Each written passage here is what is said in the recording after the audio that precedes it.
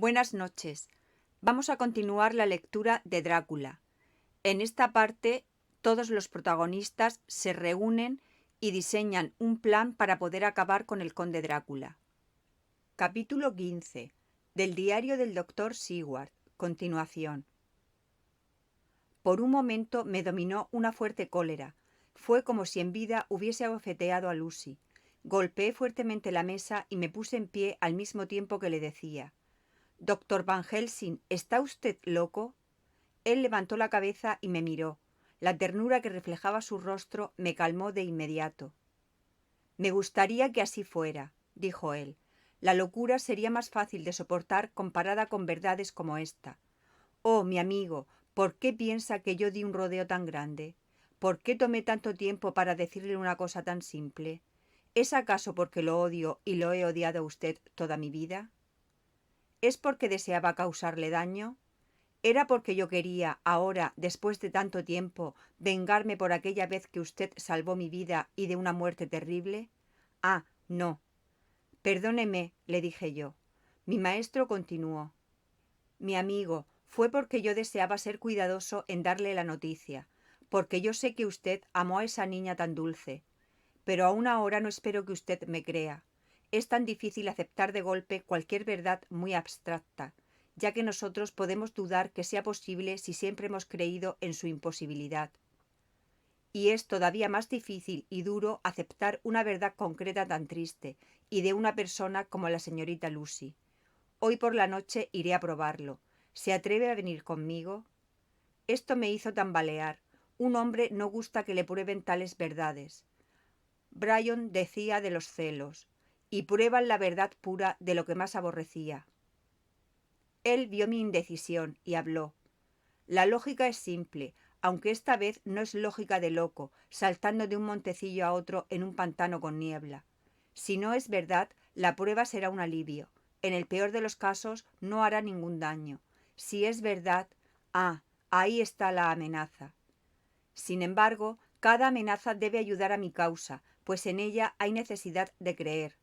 Venga, le digo lo que me propongo. Primero salimos ahora mismo y vamos a ver al niño al hospital.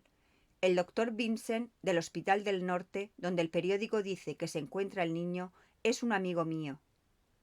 Y creo que de usted también, ya que estudió con él en Ámsterdam.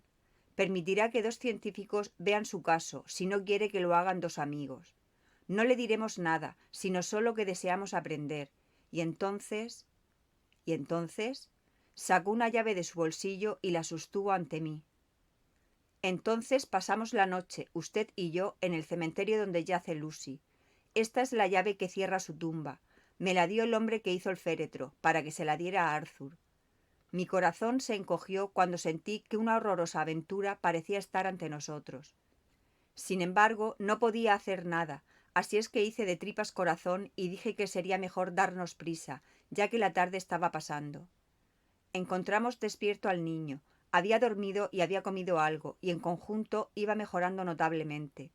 El doctor Vincent retiró la venda de su garganta y nos mostró los puntos. No había ninguna duda con su parecido de aquellos que habían estado en la garganta de Lucy.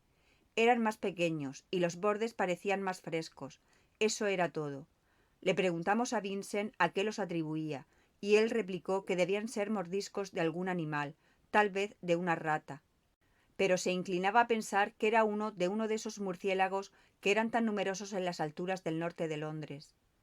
Entre tantos inofensivos, dijo él, puede haber alguna especie salvaje del sur de algunos tipos más malignos. Algún marinero pudo haberlo llevado a su casa y puede habérsele escapado. O incluso algún polluelo puede haberse salido de los jardines zoológicos o alguno de los de ahí puede haber sido creado por un vampiro. Estas cosas suceden, ¿saben ustedes? Hace solo 10 días se escapó un lobo, y creo que lo siguieron en esta dirección. Durante una semana después de eso, los niños no hicieron más que jugar a Caperucita Roja en el brezal, y en cada callejuela del lugar hasta que el espanto de esta dama fanfarrona apareció. Desde entonces se han divertido mucho. Hasta este pobre pequeñuelo, cuando despertó hoy, le preguntó a una de las enfermeras si podía irse. Cuando ella le preguntó por qué quería irse, Él dijo que quería ir a jugar con la dama fanfarrona. Espero, dijo Van Helsing, que cuando usted envíe a este niño a casa tomará sus precauciones para que sus padres mantengan una estricta vigilancia sobre él. Dar libre curso a estas fantasías es lo más peligroso. Y si el niño fuese a permanecer otra noche fuera, probablemente sería fatal para él. Pero en todo caso supongo que usted no lo dejará salir hasta dentro de algunos días, ¿no es así? Seguramente que no. Permanecerá aquí por lo menos una semana, más tiempo si la herida todavía no le ha sanado. Nuestra visita al hospital se prolongó más tiempo del que habíamos previsto, y antes de que saliéramos el sol ya se había ocultado. Cuando Van Helsing vio que estaba oscuro, dijo: «No hay prisa. Es más tarde de lo que yo creía. Venga, busquemos algún lugar donde podamos comer, y luego continuaremos nuestro camino». Cenamos en el castillo de Jack Straw, junto con un pequeño grupo de ciclistas y otros que eran alegremente ruidosos. Como a las 10 de la noche salimos de la posada. Ya estaba entonces bien oscuro, y las lámparas desperdigadas hacían la oscuridad aún mayor una vez que uno salía de su radio individual. El profesor había evidentemente estudiado el camino que debíamos seguir, pues continuó con toda decisión. En cambio, yo estaba bastante confundido en cuanto a la localidad. A medida que avanzamos, fuimos encontrando menos gente, hasta que finalmente nos sorprendimos cuando encontramos incluso a la patrulla de la policía montada haciendo su ronda suburbana normal. Por último, llegamos a la pared del cementerio, la cual escalamos. Con alguna pero no mucha dificultad, pues estaba oscuro y todo el lugar nos parecía extraño, encontramos la cripta de los Westenra. El profesor sacó la llave, abrió la rechinante puerta y, apartándose cortésmente, pero sin darse cuenta, me hizo una seña para que pasara adelante. Hubo una deliciosa ironía en este ademán, en la amabilidad de ceder el paso en una ocasión tan lúgubre. Mi compañero me siguió inmediatamente y cerró la puerta con cuidado, después de ver que el candado estuviera abierto y no cerrado. En este último caso hubiésemos estado en un buen lío. Luego buscó a tientas en su maletín y, sacando una caja de fósforos y un pedazo de vela, procedió a hacer luz. La tumba, durante el día y cuando estaba adornada con flores frescas, era ya suficientemente lúgubre. Pero ahora, algunos días después, cuando las flores colgaban marchitas y muertas, con sus pétalos mustios y sus cálices y tallos pardos, cuando la araña y el gusano habían reanudado su acostumbrado trabajo, cuando la piedra descolorida por el tiempo, el mortero cubierto de polvo y el hierro mohoso y húmedo, y los metales empañados y las sucias filigranas de plata reflejaban el débil destello de una vela, el efecto era más horripilante y sórdido de lo que puede ser imaginado. Irresistiblemente pensé que la vida animal, no era la única cosa que pasaba y desaparecía. Van Helsing comenzó a trabajar sistemáticamente, sosteniendo su vela de manera que pudiera leer las inscripciones de los féretros y sosteniéndola de manera que el esperma de ballena caía en blancas gotas que se congelaban al tocar el metal. Buscó y encontró el sarcófago de Lucy. Otra búsqueda en su maletín y sacó un destornillador. «¿Qué va a hacer?», le pregunté. «Voy a abrir el féretro. Entonces estará usted convencido». Sin perder tiempo, comenzó a quitar los tornillos y finalmente levantó la tapa, dejando al descubierto la cubierta de plomo bajo ella. La vista de todo aquello casi fue demasiado para mí. Me parecía que era tanto un insulto para la muerta como si se le hubiesen quitado sus vestidos mientras dormía estando viva. De hecho, le sujeté la mano y traté de detenerlo. Él solo dijo: «Verá usted», y buscando a tientas nuevamente en su maletín, sacó una pequeña sierra de calados. Atravesando un tornillo a través del plomo mediante un corto golpe hacia abajo, cosa que me estremeció, hizo un pequeño orificio que, sin embargo, era suficientemente grande para admitir la entrada de la punta de la sierra. Yo esperé una corriente de gas del cadáver de una semana. Los médicos, que tenemos que estudiar nuestros peligros, nos tenemos que acostumbrar a tales cosas, y yo retrocedí hacia la puerta. Pero mi maestro no se detuvo ni un momento. Aserró unos 60 centímetros a lo largo de uno de los costados del féretro, y luego a través y luego por el otro lado hacia abajo.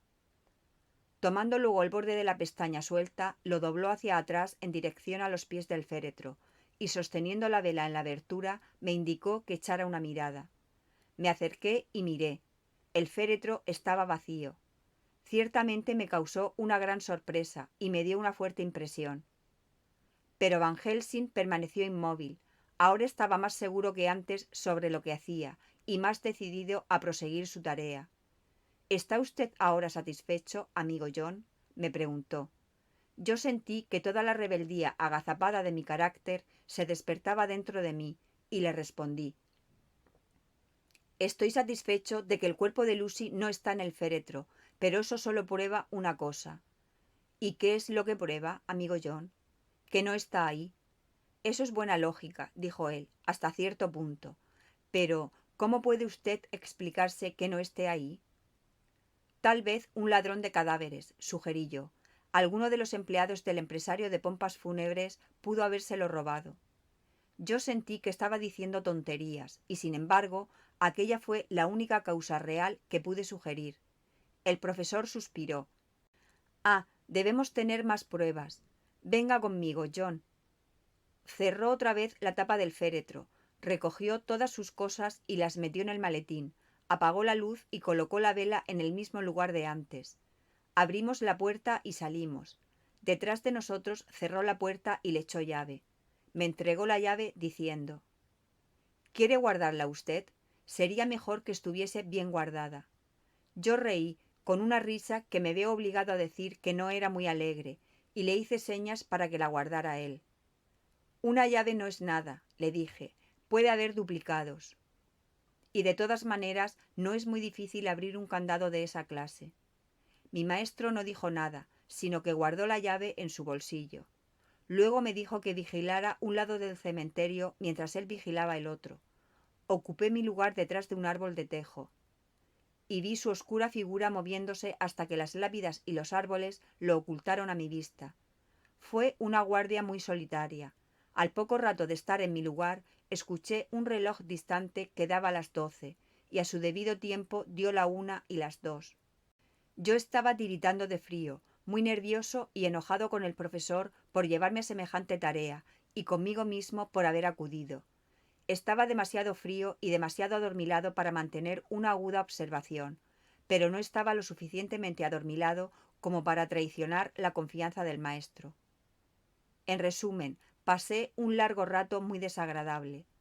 Repentinamente, al darme vuelta, pensé ver una franja blanca moviéndose entre dos oscuros árboles de tejo, en el extremo más lejano de la tumba al otro lado del cementerio. Al mismo tiempo, una masa oscura se movió del lado del profesor y se apresuró hacia ella.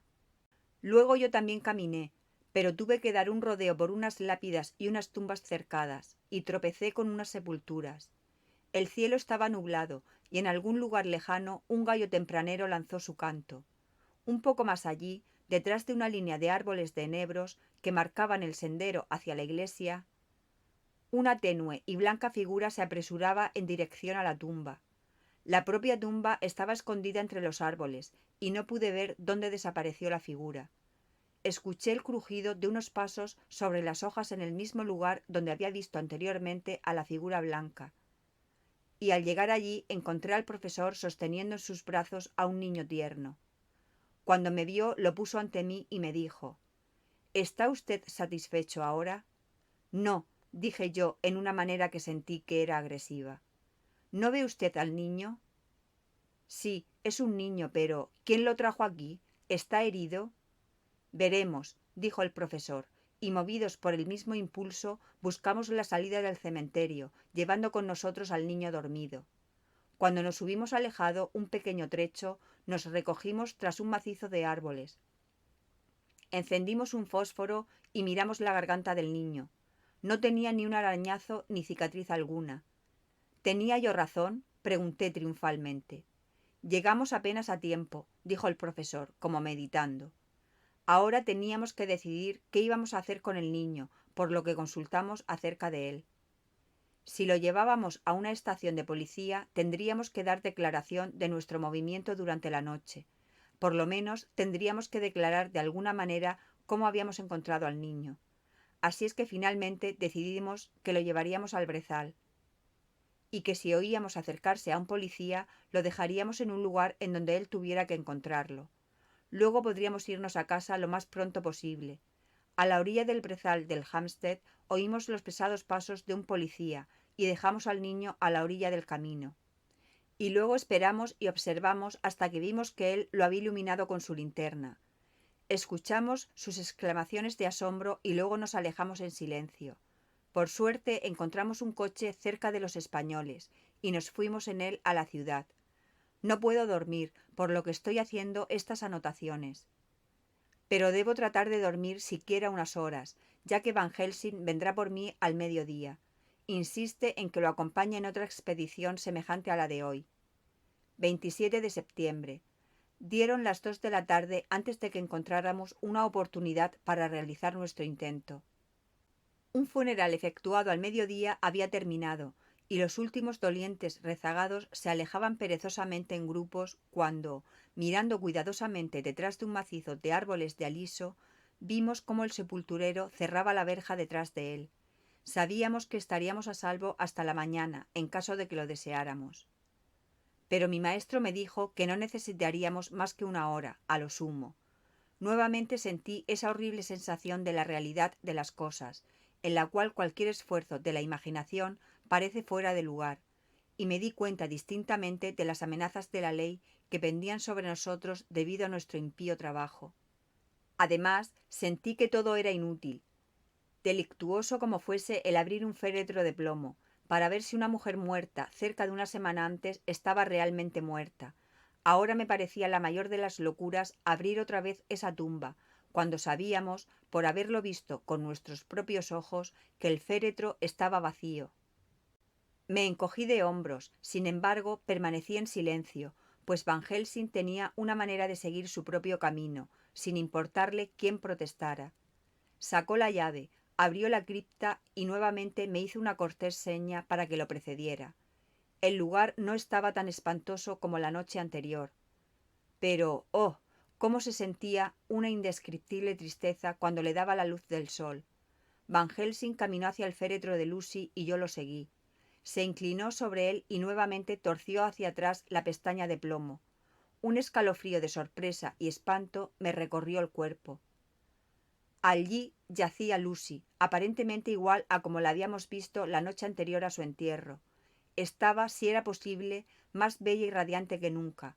No podía creer que estuviera muerta. Sus labios estaban rojos, más rojos que antes, y sus mejillas resplandecían ligeramente. —¿Qué clase de superchería es esta? —dije a Van Helsing. —¿Está usted convencido ahora? —dijo el profesor como respuesta, y mientras hablaba alargó una mano de una manera que me hizo temblar.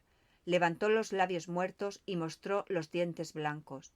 —Vea —continuó—, están incluso más agudos que antes. Con este, y tocó uno de los caninos y el diente debajo de ellos, pequeñuelos pueden ser mordidos. ¿Lo cree ahora, amigo John? Una vez más la hostilidad se despertó en mí. No podía aceptar una idea tan abrumadora como la que me sugería. Así es que, con una intención de discutir de la que yo mismo me avergonzaba en esos momentos, le dije: «La pudieron haber colocado aquí anoche». «Es verdad, eso es posible». «¿Quién?» «No lo sé, alguien lo ha hecho. Y sin embargo, hace una semana que está muerta».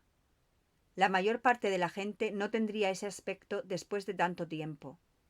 Para esto no tenía respuesta y guardé silencio. Van Helsing no pareció notar mi silencio, por lo menos no mostró ni disgusto ni triunfo. Estaba mirando atentamente el rostro de la muerta. Levantó los párpados, la miró a los ojos y, una vez más, le separó los labios y examinó sus dientes. Luego se volvió hacia mí y me dijo: «Aquí hay algo diferente a todo lo conocido. Hay alguna vida dual que no es como las comunes. Fue mordida por el vampiro cuando estaba en un trance, caminando dormida». «Oh, se asombra usted. No sabe eso, amigo John, pero lo sabrá más tarde. Y en trance sería lo mejor para regresar a tomar más sangre. Ella murió en trance, y también en trance es una no muerta. Por eso es distinta a todos los demás. Generalmente, cuando los no muertos duermen en casa, y al hablar hizo un amplio ademán con los brazos para designar lo que para un vampiro era casa, su rostro muestra lo que son, pero este es tan dulce que cuando ella es no muerta, regresa a la nada de los muertos comunes. Vea, no hay nada aparentemente maligno aquí, y es muy desagradable que yo tenga que matarla mientras duerme. Esto me heló la sangre, y comencé a darme cuenta de que estaba aceptando las teorías de Van Helsing. Pero si ella estaba realmente muerta, ¿qué había de terrorífico en la idea de matarla?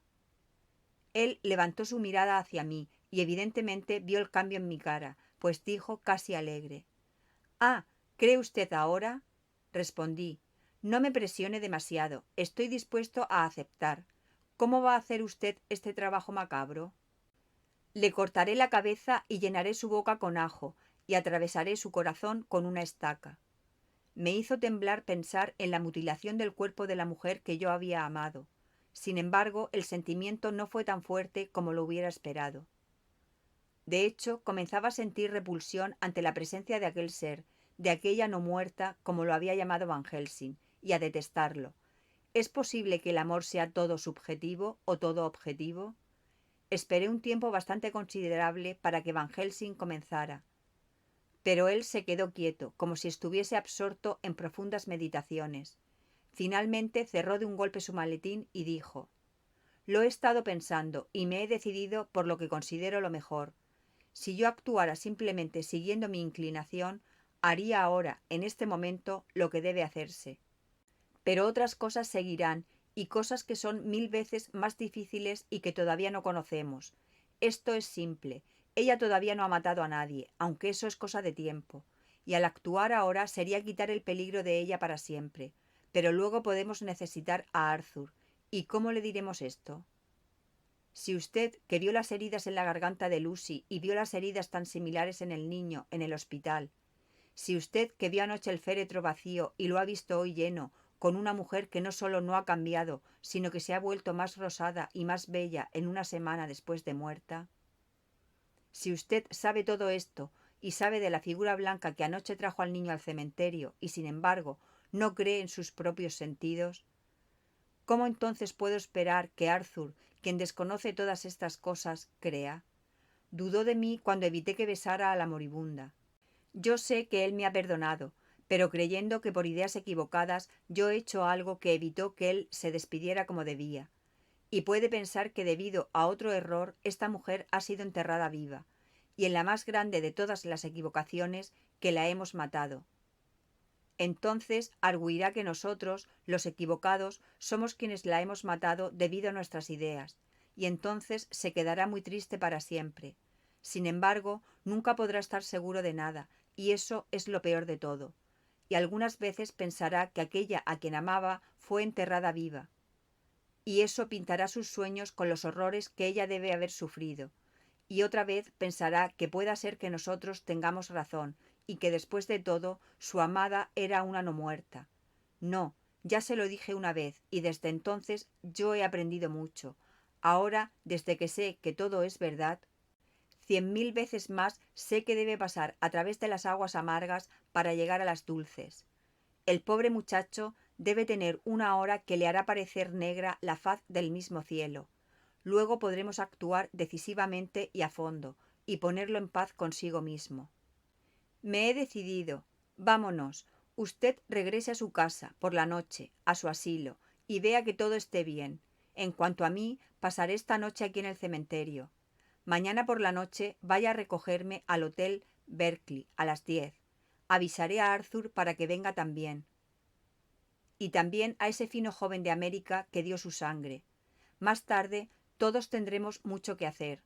Yo iré con usted hasta Piccadilly y cenaré ahí, pues debo estar de regreso aquí antes de la salida del sol. Así pues, echamos llave a la tumba y nos fuimos, y escalamos el muro del cementerio, lo cual no fue una tarea muy difícil, y condujimos de regreso a Piccadilly. Nota dejada por Van Helsing en su abrigo, en el Hotel Berkeley, y dirigida a John Seward, sin entregar. 27 de septiembre. Amigo John, le escribo esto por si algo sucediera. Voy a ir solo a vigilar ese cementerio de la iglesia. Me agradaría que la muerta viva o no muerta, la señorita Lucy, no saliera esta noche, con el fin de que mañana a la noche esté más ansiosa. Por consiguiente, debo preparar ciertas cosas que no serán de su agrado, ajos y un crucifijo, para sellar la entrada de la tumba. No hace mucho tiempo que es muerta viva, y tendrá cuidado. Además, esas cosas tienen el objeto de impedir que salga, puesto que no pueden vencerla si desea entrar, porque en ese caso el muerto vivo está desesperado y debe encontrar la línea de menor resistencia, sea cual sea. Permaneceré alerta durante toda la noche, desde la puesta del sol hasta el amanecer, y si existe algo que pueda observarse, lo haré. No tengo miedo de la señorita Lucy ni temo por ella. En cuanto a la causa a la que debe el ser muerta viva, tenemos ahora el poder de registrar su tumba y guarecernos. Es inteligente, como me lo ha dicho el señor Jonathan, y por el modo en que nos ha engañado durante todo el tiempo que luchó con nosotros por apoderarse de la señorita Lucy. La mejor prueba de ello es que perdimos. En muchos aspectos los muertos vivos son fuertes. Tienen la fuerza de 20 hombres e incluso la de nosotros 4, que le dimos nuestras fuerzas a la señorita Lucy. Además, puede llamar a su lobo y no sé qué puede suceder. Por consiguiente, si va allá esta noche, me encontrará allá, pero no me verá ninguna otra persona hasta que sea ya demasiado tarde. Empero, es posible que no le resulte muy atractivo ese lugar. No hay razón por la que debiera presentarse, ya que su coto de caza contiene piezas más importantes que el cementerio de la iglesia donde duerme la mujer muerta viva y vigila a un anciano. Por consiguiente, escribo esto por si acaso. Recoja los papeles que se encuentran junto a esta nota, los diarios de Harker y todo el resto.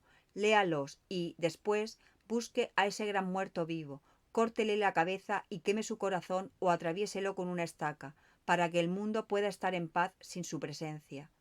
Si sucede lo que temo, adiós. Van Helsing. Del diario del doctor Seward, 28 de septiembre. Es maravilloso lo que una buena noche de sueño reparador puede hacer por uno. Ayer estaba casi dispuesto a aceptar las monstruosas ideas de Van Helsing, pero en estos momentos veo con claridad que son verdaderos retos al sentido común. No me cabe la menor duda de que él lo cree todo a pies juntillas. Me pregunto si no habrá perdido el juicio. Con toda seguridad debe haber alguna explicación lógica de todas esas cosas extrañas y misteriosas. ¿Es posible que el profesor lo haya hecho todo él mismo? Es tan anormalmente inteligente que, si pierde el juicio, llevaría a cabo todo lo que se propusiera con relación a alguna idea fija, de una manera extraordinaria. Me niego a creerlo, puesto que sería algo tan extraño como lo otro descubrir que Van Helsing está loco. Pero, de todos modos, tengo que vigilarlo cuidadosamente. Es posible que así descubra algo relacionado con el misterio. 29 de septiembre, por la mañana. Anoche, poco antes de las 10, Arthur y Quincy entraron en la habitación de Van Helsing. Este nos dijo todo lo que deseaba que hiciéramos, pero especialmente se dirigió a Arthur, como si todas nuestras voluntades estuvieran concentradas en la suya. Comenzó diciendo que esperaba que todos nosotros lo acompañáramos. Puesto que es preciso hacer allí algo muy grave, ¿viene usted? ¿Le asombró mi carta?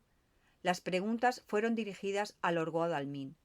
Sí, me sentí un poco molesto al principio. Ha habido tantos enredos en torno a mi casa en los últimos tiempos que no me agradaba la idea de uno más. Asimismo, tenía curiosidad por saber qué quería usted decir. Quincy y yo discutimos acerca de ello, pero cuanto más ahondábamos la cuestión, tanto más desconcertados nos sentíamos. En lo que a mí respecta, creo que he perdido por completo la capacidad de comprender. Yo me encuentro en el mismo caso, dijo Quincy Morris lacónicamente. Oh, dijo el profesor, en ese caso se encuentran ustedes más cerca del principio que nuestro amigo John, que tiene que desandar mucho camino para acercarse siquiera al principio. A todas luces había comprendido que había vuelto a dudar de todo ello, sin que yo pronunciara una sola palabra. Luego se volvió hacia los otros dos y les dijo, con mucha gravedad: «Deseo que me den su autorización para hacer esta noche lo que creo conveniente, aunque sé que eso es mucho pedir, y solamente cuando sepan qué me propongo hacer comprenderán su importancia. Por consiguiente, me veo obligado a pedirles que me prometan el permiso sin saber nada, para que más tarde, aunque se enfaden conmigo y continúen enojados durante cierto tiempo, una posibilidad que no he pasado por alto, no puedan culparse ustedes de nada. Me parece muy leal su proceder, interrumpió Quincy. Respondo por el profesor. No tengo ni la menor idea de cuáles sean sus intenciones. Pero les aseguro que es un caballero honrado, y eso basta para mí. Muchas gracias, señor, dijo Van Helsing con orgullo. Me he honrado considerándolo a usted un amigo de confianza, y su apoyo me es muy grato. Extendió una mano que Quincy aceptó. Entonces Arthur tomó la palabra. Doctor Van Helsing, no me agrada comprar un cerdo en un saco sin verlo antes, como dicen en Escocia, y si hay algo en lo que mi honor de caballero o mi fe como cristiano puedan verse comprometidos, no puedo hacer esa promesa.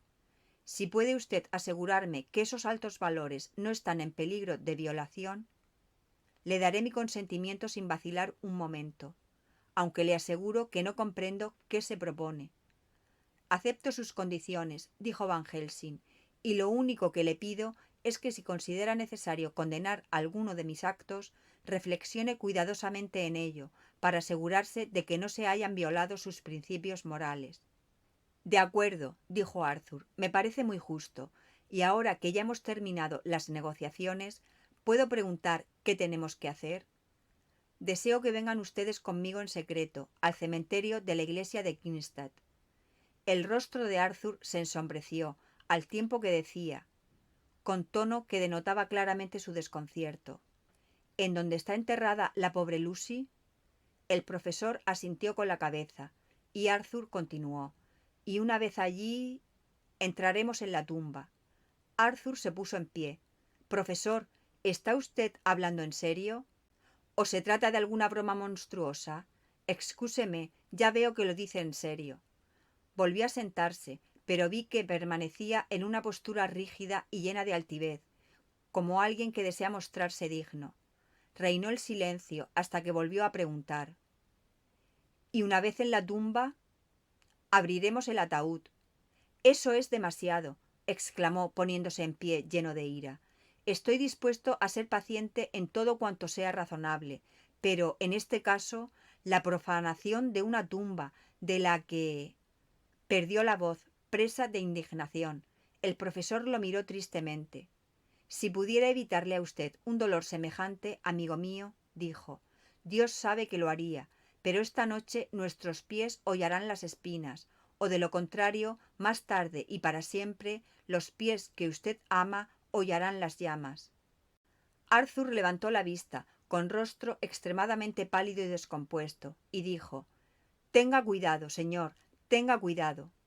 ¿No cree usted que será mejor que escuche lo que tengo que decirles?, dijo Van Helsing. Así sabrá usted por lo menos cuáles son los límites de lo que me propongo. ¿Quieren que prosiga? Me parece justo, intervino Morris. Al cabo de una pausa, Van Helsing siguió hablando, haciendo un gran esfuerzo por ser claro. La señorita Lucy está muerta, ¿no es así? Sí. Por consiguiente, no es posible hacerle daño, pero si no está muerta... Arthur se puso en pie de un salto. ¡Santo Dios!, gritó. ¿Qué quiere usted decir? ¿Ha habido algún error? ¿La hemos enterrado viva? Gruñó con una cólera tal que ni siquiera la esperanza podía suavizarla. No he dicho que estuviera viva, amigo mío. No lo creo. Solamente digo que es posible que sea una muerta viva o no muerta. Muerta viva, no muerta. ¿Qué quiere usted decir? ¿Es todo esto una pesadilla o qué? Existen misterios que el hombre solamente puede adivinar y que desentraña en parte con el paso del tiempo. Créanme, nos encontramos actualmente frente a uno de ellos, pero no he terminado. ¿Puedo cortarle la cabeza al cadáver de la señorita Lucy? Por todos los diablos, no, gritó Arthur con encendida pasión. Por nada del mundo consentiré que se mutile su cadáver. Doctor Van Helsing, está usted abusando de mi paciencia. ¿Qué le he hecho para que desee usted torturarme de este modo? ¿Qué hizo esa pobre y dulce muchacha para que desee usted causarle una deshonra tan grande en su tumba? ¿Está usted loco por decir algo semejante? ¿O soy yo el alienado al escucharlo? No se permita siquiera volver a pensar en tal profanación.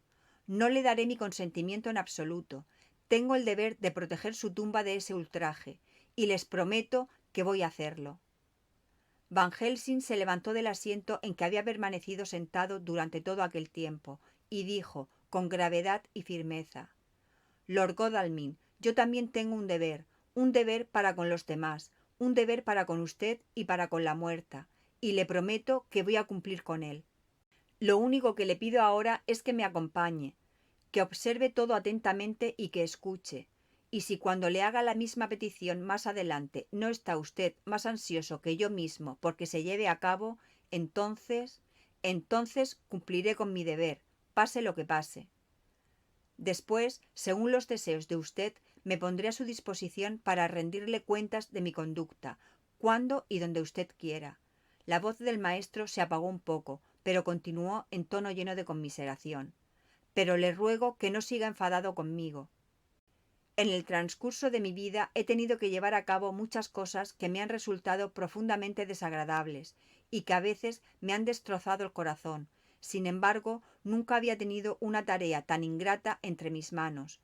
Créame que si llegara un momento en que cambiara usted su opinión sobre mí, una sola mirada suya borraría toda la tristeza enorme de estos momentos, puesto que voy a hacer todo lo humanamente posible por evitarle a usted la tristeza y el pesar. Piense solamente por qué iba a tomarme tanto trabajo y tantas penas. He venido desde mi país a hacer lo que creo que es justo. Primeramente para servir a mi amigo John y además para ayudar a una dama que yo también llegué a amar.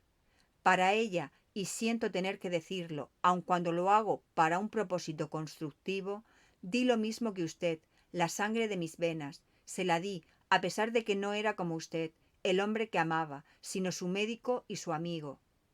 Le consagré mis días y mis noches, antes de su muerte y después de ella, y si mi muerte puede hacerle algún bien, incluso ahora, cuando es un muerto vivo, la pondré gustosamente a su disposición.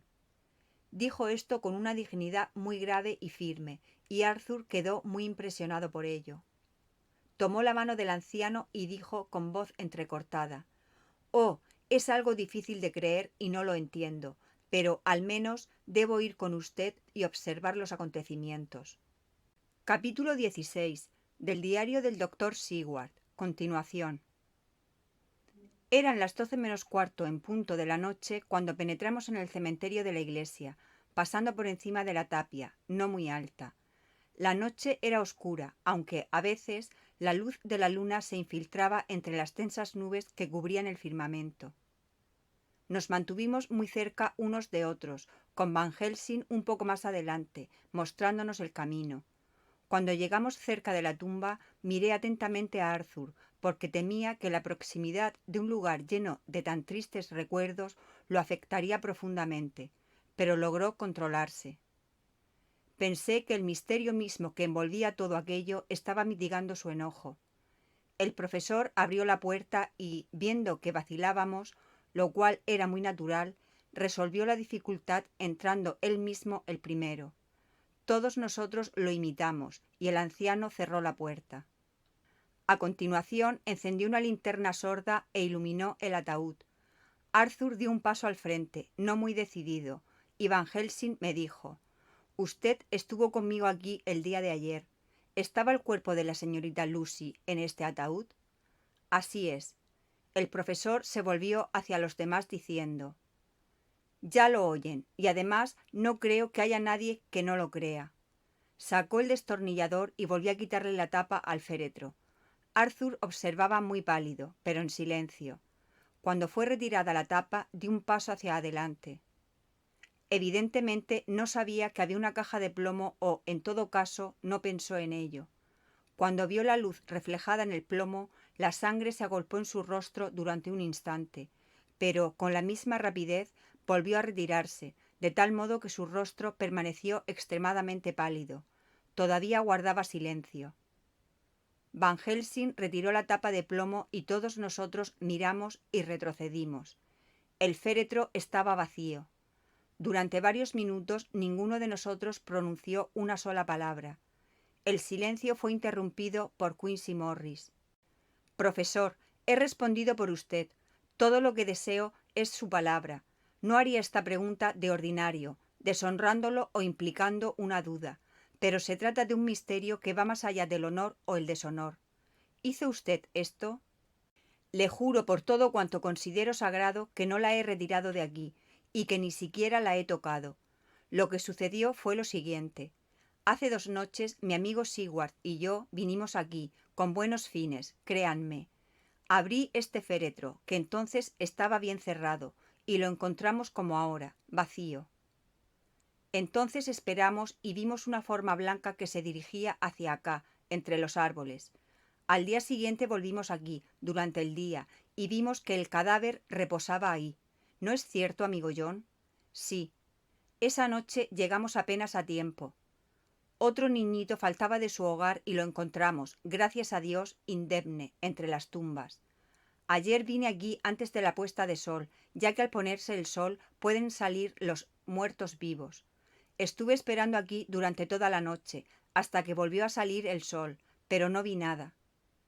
Quizás se deba a que puse en los huecos de todas esas puertas ajos, que los no muertos no pueden soportar, y otras cosas que procuran evitar. Esta mañana quité el ajo y lo demás, y ahora hemos encontrado este féretro vacío. Pero créanme, hasta ahora hay ya muchas cosas que parecen extrañas. Sin embargo, permanezcan conmigo afuera, esperando, sin hacer ruido ni dejarnos ver, y se producirán cosas todavía más extrañas. Por consiguiente, dijo, apagando el débil rayo de luz de la linterna, salgamos. Abrió la puerta y salimos todos apresuradamente. El profesor salió el último y, una vez fuera, cerró la puerta. Oh, qué fresco y puro nos pareció el aire de la noche después de aquellos horribles momentos.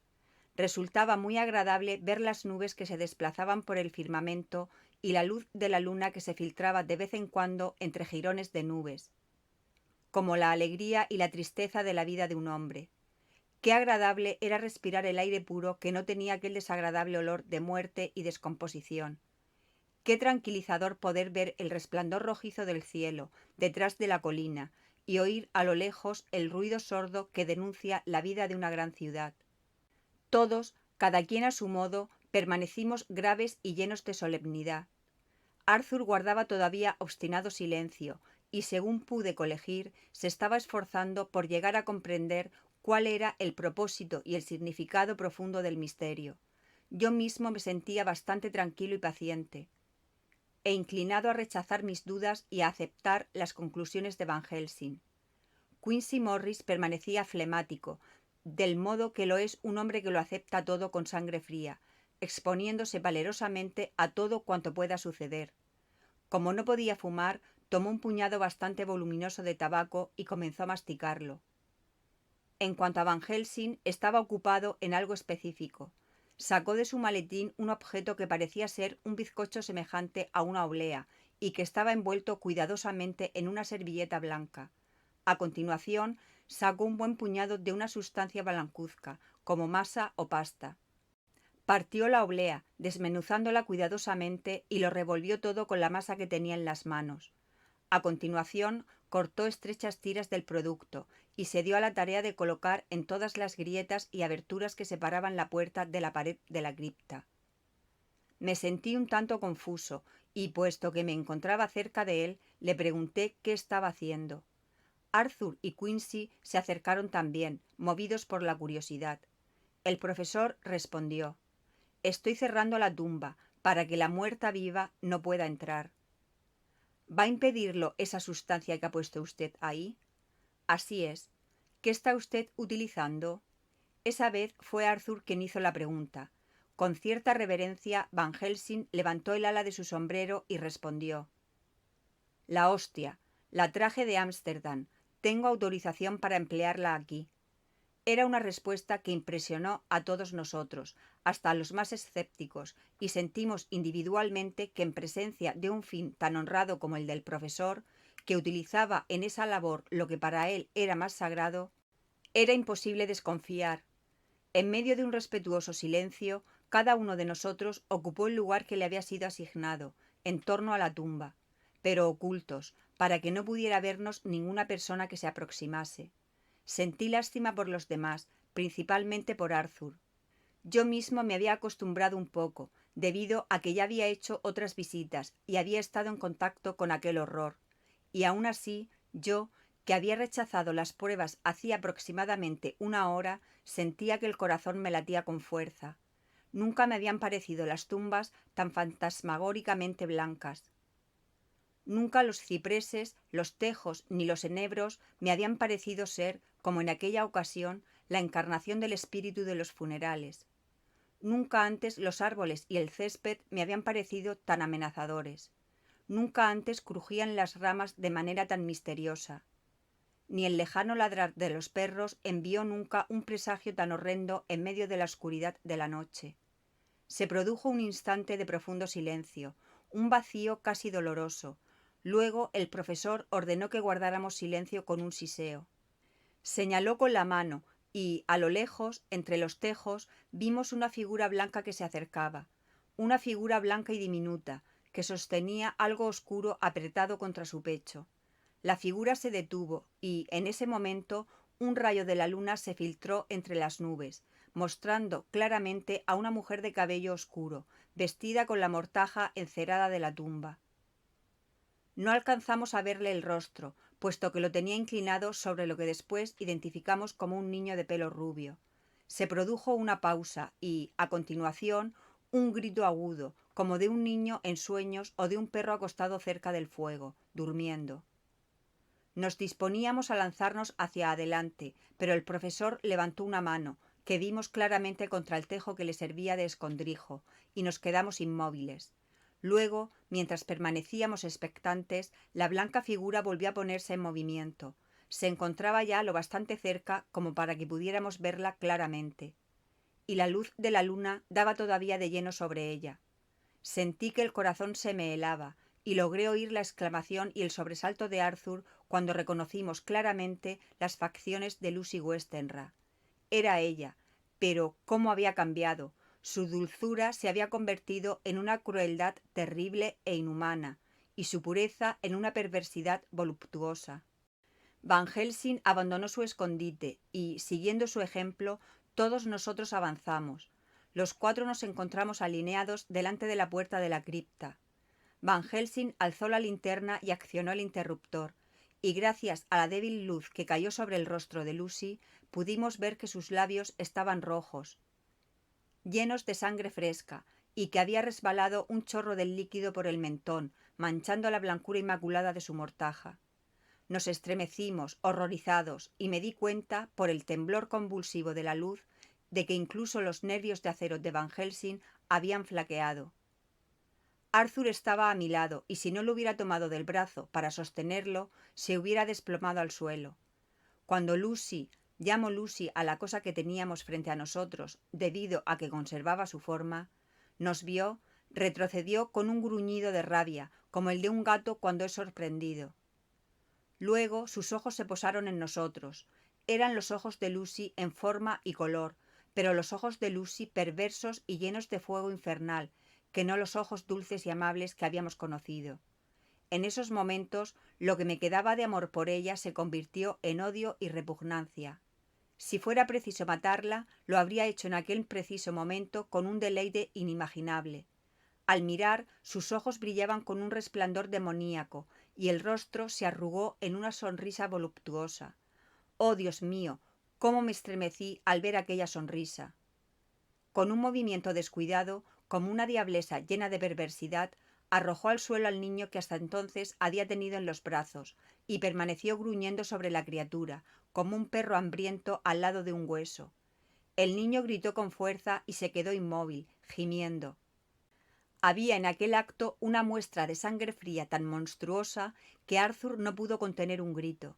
Cuando la forma avanzó hacia él, con los brazos abiertos y una sonrisa de voluptuosidad en los labios, se echó hacia atrás y escondió el rostro en las manos.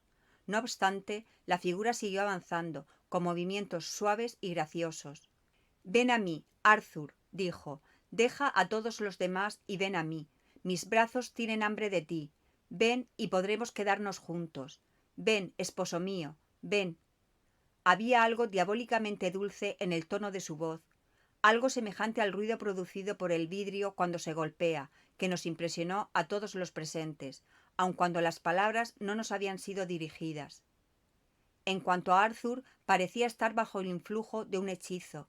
Apartó las manos de su rostro y abrió los brazos. Lucy se precipitó hacia ellos, pero Van Helsing avanzó, se interpuso entre ambos y sostuvo frente a él un crucifijo de oro. La forma retrocedió ante la cruz y, con un rostro repentinamente descompuesto por la rabia, pasó a su lado, como para entrar en la tumba. Cuando estaba a 30 o 60 centímetros de la puerta, sin embargo, se detuvo, como paralizada por alguna fuerza irresistible. Entonces se volvió, y su rostro quedó al descubierto bajo el resplandor de la luna y la luz de la linterna, que ya no temblaba, debido a que Van Helsing había recuperado el dominio de sus nervios de acero. Nunca antes había visto tanta maldad en un rostro, y nunca, espero, podrán otros seres mortales volver a verla. Su hermoso color desapareció y el rostro se le puso lívido. Sus ojos parecieron lanzar chispas de un fuego infernal. La frente estaba arrugada, como si su carne estuviera formada por las colas de las serpientes de Medusa. Y su boca adorable, que entonces estaba manchada de sangre, formó un cuadrado abierto, como en las máscaras teatrales de los griegos y los japoneses. En ese momento vimos un rostro que reflejaba la muerte como ningún otro antes. Si las miradas pudieran matar. Permaneció así durante medio minuto, que nos pareció una eternidad, entre el crucifijo levantado y los sellos sagrados que había en su puerta de entrada. Van Helsing interrumpió el silencio, preguntándole a Arthur: «Respóndame, amigo mío, ¿quiere que continúe adelante?» Arthur se dejó caer de rodillas y se cubrió el rostro con las manos, al tiempo que respondía: «Haga lo que crea conveniente, amigo mío, haga lo que quiera. No es posible que pueda existir un horror como este», gimió. Quincy y yo avanzamos simultáneamente hacia él y lo cogimos por los brazos. Alcanzamos a oír el chasquido que produjo la linterna al ser apagada. Van Helsing se acercó todavía más a la cripta y comenzó a retirar el sagrado emblema que había colocado en las grietas. Todos observamos, horrorizados y confundidos, cuando el profesor retrocedió, cómo la mujer, con un cuerpo humano tan real en ese momento como el nuestro, pasaba por la grieta donde apenas la hoja de un cuchillo hubiera podido pasar. Todos sentimos un enorme alivio cuando vimos que el profesor volvía a colocar tranquilamente la masa que había retirado en su lugar. Después de hacerlo, levantó al niño y dijo: «Vámonos, amigos, no podemos hacer nada más hasta mañana. Hay un funeral al mediodía, de modo que tendremos que volver aquí no mucho después de esa hora. Los amigos del difunto se irán todos antes de las 2, y cuando el sacristán cierre la puerta del cementerio, deberemos quedarnos dentro. Entonces tendremos otras cosas que hacer, pero no será nada semejante a lo de esta noche. En cuanto a este pequeño, no está mal herido y para mañana por la noche se encontrará perfectamente. Debemos dejarlo donde la policía pueda encontrarlo, como la otra noche, y a continuación regresaremos a casa». Se acercó un poco más a Arthur y dijo: «Arthur, amigo mío, ha tenido usted que soportar una prueba muy dura, pero más tarde, cuando lo recuerde, comprenderá que era necesaria. Está usted lleno de amargura en este momento, pero mañana a esta hora ya se habrá consolado, y quiera Dios que haya tenido algún motivo de alegría. Por consiguiente, no se desespere demasiado. Hasta entonces no voy a rogarle que me perdone». Arthur y Quincy regresaron a mi casa conmigo y tratamos de consolarnos unos a otros por el camino. Habíamos dejado al niño en lugar seguro y estábamos cansados. Dormimos todos de manera más o menos profunda. 29 de septiembre, en la noche. Poco antes de las 12, los tres, Arthur, Quincy Morris y yo, fuimos a ver al profesor. Era extraño el notar que, como de común acuerdo, nos habíamos vestido todos de negro. Por supuesto, Arthur iba de negro debido a que llevaba luto riguroso, pero los demás nos vestimos así por instinto. Fuimos al cementerio de la iglesia hacia la 1:30 y nos introdujimos en el camposanto, permaneciendo en donde no nos pudieran ver, de tal modo que, cuando los sepultureros hubieron concluido su trabajo y el sacristán, creyendo que no quedaba nadie en el cementerio, cerró el portón, nos quedamos tranquilos en el interior. Van Helsing, en vez de su portafolios negro, llevaba una funda larga de cuero que parecía contener un bastón de cricket. Era obvio que pesaba bastante. Cuando nos encontramos solos, después de oír los últimos pasos perderse calle arriba, en silencio y como de común acuerdo, seguimos al profesor hacia la cripta. Van Helsing abrió la puerta y entramos, cerrando a nuestras espaldas. Entonces el anciano sacó la linterna, la encendió y también 2 velas de cera que, dejando caer unas gotitas, colocó sobre otros féretros, de tal modo que difundían un resplandor que permitía trabajar. Cuando volvió a retirar la tapa del féretro de Lucy, todos miramos. Arthur temblando violentamente, y vimos el cadáver acostado, con toda su belleza póstuma. Pero no sentí amor en absoluto, solamente repugnancia por el espantoso objeto que había tomado la forma de Lucy, sin su alma. Vi que incluso el rostro de Arthur se endurecía al observar el cuerpo muerto. En aquel momento le preguntó a Van Helsing: ¿es realmente el cuerpo de Lucy o solamente un demonio que ha tomado su forma? Es su cuerpo y al mismo tiempo no lo es, pero espere un poco y volverá a verla como era y es. El cadáver parecía Lucy vestida en medio de una pesadilla, con sus colmillos afilados y la boca voluptuosa manchada de sangre, que lo hacía a uno estremecerse a su sola vista. Tenía un aspecto carnal y vulgar, que parecía una caricatura diabólica de la dulce pereza de Lucy. Van Helsing, con sus movimientos metódicos acostumbrados, comenzó a sacar todos los objetos que contenía la funda de cuero y fue colocándolos a su alrededor, preparados para ser utilizados. Primeramente sacó un cautín de soldar y una barrita de estaño, y luego una lamparita de aceite que, al ser encendida en un rincón de la cripta, dejó escapar un gas que ardía, produciendo un calor extremadamente fuerte. Luego sus bisturíes, que colocó cerca de su mano. Y después una estaca redonda de madera, de unos 6 u 8 centímetros de diámetro y unos 90 centímetros de longitud. Uno de sus extremos había sido endurecido, metiéndolo en el fuego, y la punta había sido afilada cuidadosamente. Junto a la estaca había un martillito semejante a los que hay en las carboneras para romper los pedazos demasiado gruesos del mineral. Para mí, las preparaciones llevadas a cabo por un médico para llevar a cabo cualquier tipo de trabajo eran estimulantes y me tranquilizaban. Pero todas aquellas manipulaciones llenaron a Quincy y a Arthur de consternación. Sin embargo, ambos lograron controlarse y permanecieron inmóviles y en silencio. Cuando todo estuvo preparado, Van Helsing dijo: «Antes de hacer nada, déjenme explicarles algo que procede de la sabiduría y la experiencia de los antiguos y de todos cuantos han estudiado los poderes de los muertos vivos. Cuando se convierten en muertos vivos, el cambio implica la inmortalidad. No pueden morir y deben seguir a través de los tiempos, cobrando nuevas víctimas y haciendo aumentar todo lo malo de este mundo. Puesto que todos los que mueren a causa de los ataques de los muertos vivos se convierten ellos mismos en esos horribles monstruos y, a su vez, atacan a sus semejantes. Así el círculo se amplía, como las ondas provocadas por una piedra al caer al agua.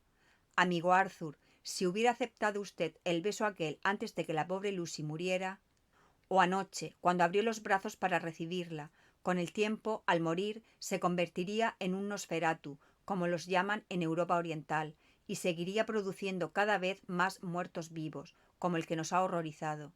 La carrera de esta desgraciada dama acaba apenas de comenzar. Esos niños cuya sangre succiona no son todavía lo peor que puede suceder, pero si sigue viviendo, como muerta viva, pierden cada vez más sangre y a causa de su poder sobre ellos vendrán a buscarla. Así les chupará la sangre con esa horrenda boca. Pero si muere verdaderamente, entonces todo cesa. Los orificios de las gargantas desaparecen y los niños pueden continuar con sus juegos, sin acordarse siquiera de lo que les ha estado sucediendo. Pero lo mejor de todo es que cuando hagamos que este cadáver que ahora está muerto vivo muera realmente, el alma de la pobre dama que todos nosotros amamos volverá a estar libre. En lugar de llevar a cabo sus horrendos crímenes por las noches y pasarse los días dirigiendo su espantoso condumio, ocupará su lugar entre los demás ángeles. De modo que, amigo mío, será una mano bendita por ella la que dará el golpe que la liberará. Me siento dispuesto a hacerlo, pero ¿no hay alguien entre nosotros que tiene mayor derecho de hacerlo? ¿No será una alegría el pensar, en el silencio de la noche, cuando el sueño se niega a envolverlo? Fue mi mano la que la envió al cielo, fue la mano de quien más la quería. La mano que ella hubiera escogido de entre todas en el caso de que hubiera podido hacerlo. Díganme, ¿hay alguien así entre nosotros? Todos miramos a Arthur. Comprendió, lo mismo que todos nosotros, la infinita gentileza que sugería que debía ser la suya la mano que nos devolvería a Lucy como un recuerdo sagrado, no ya infernal. Avanzó de un paso y dijo valientemente, aun cuando sus manos le temblaban y su rostro estaba tan pálido como si fuera de nieve. Mi querido amigo, se lo agradezco desde el fondo de mi corazón destrozado. Dígame qué tengo que hacer y no fallaré. Van Helsing le puso una mano en el hombro y dijo: «Bravo, un momento de valor y todo habrá concluido. Debe traspasar su cuerpo con esta estaca. Será una prueba terrible, no piense otra cosa.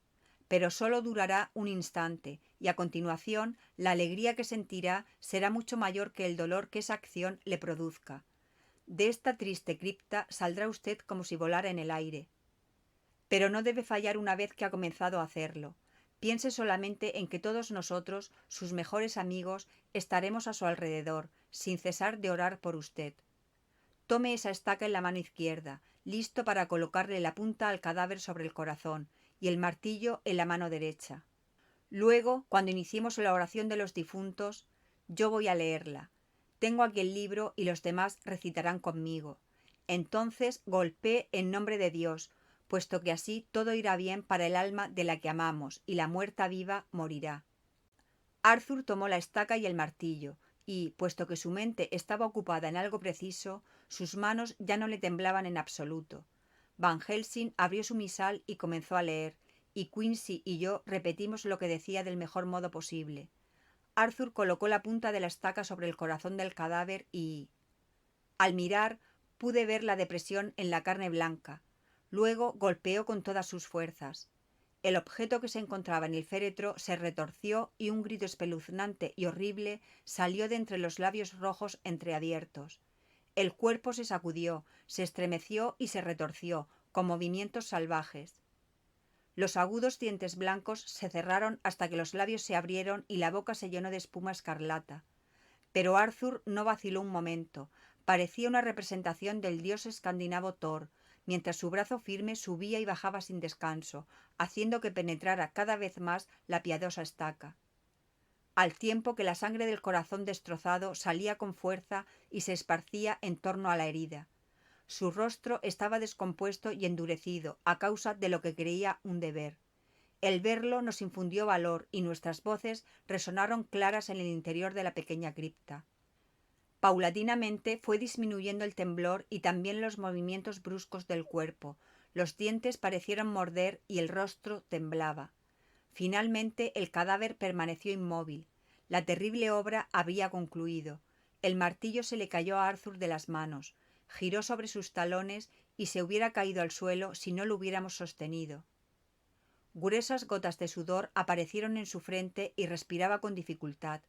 En realidad, había estado sujeto a una tensión tremenda, y de no verse obligado a hacerlo por consideraciones más importantes que todo lo humano, nunca hubiera podido llevar a feliz término aquella horrible tarea.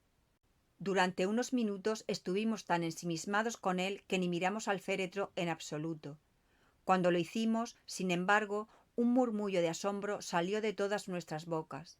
Teníamos un aspecto tan extraño que Arthur se incorporó, puesto que había estado sentado en el suelo, y se acercó también para mirar. Entonces una expresión llena de alegría, con un brillo extraño, apareció en su rostro, reemplazando el horror que estaba impreso hasta entonces en sus facciones. Allí, en el ataúd, no reposaba ya la cosa espantosa que habíamos odiado tanto, de la que considerábamos como un privilegio su destrucción y que se la confiamos a la persona más apta para ello, sino Lucy, tal y como la habíamos conocido en vida, con su rostro de inigualable dulzura y pureza. Es cierto que sus facciones reflejaban el dolor y la preocupación que todos habíamos visto en vida, pero eso nos pareció agradable, debido a que era realmente parte integrante de la verdadera Lucy. Sentimos todos que la calma que resplandecía como la luz del sol sobre el rostro y el cuerpo de la muerta era sólo un símbolo terrenal de la tranquilidad de que disfrutaría durante la eternidad. Van Helsing se acercó, colocó su mano sobre el hombro de Arthur y le dijo: «Y ahora, Arthur, mi querido amigo, ¿no me ha perdonado?». La reacción a la terrible tensión se produjo cuando tomó entre las suyas la mano del anciano, la levantó hasta sus labios, la apretó contra ellos y dijo: «¿Perdonarlo? Que Dios lo bendiga por haber devuelto su alma a mi bienamada y a mí la paz». Colocó sus manos sobre el hombro del profesor y, apoyando la cabeza en su pecho, lloró en silencio, mientras nosotros permanecíamos inmóviles. Cuando volvió a levantar la cabeza, Van Helsing le dijo: «Ahora, amigo mío, puede usted besarla. Bésele los labios muertos si lo desea, como ella lo desearía si pudiera escoger. Puesto que ya no es una diablesa sonriente, un objeto maldito para toda la eternidad. Ya no es la diabólica muerta viva, es una muerta que pertenece a Dios y su alma está con él». Arthur se inclinó y la besó. Luego enviamos a Arthur y a Quincy fuera de la cripta. El profesor y yo cortamos la parte superior de la estaca, dejando la punta dentro del cuerpo. Luego le cortamos la cabeza y le llenamos la boca de ajo. Soldamos cuidadosamente la caja de plomo, colocamos en su sitio la cubierta del féretro, apretando los tornillos, y luego de recoger todo cuanto nos pertenecía, salimos de la cripta.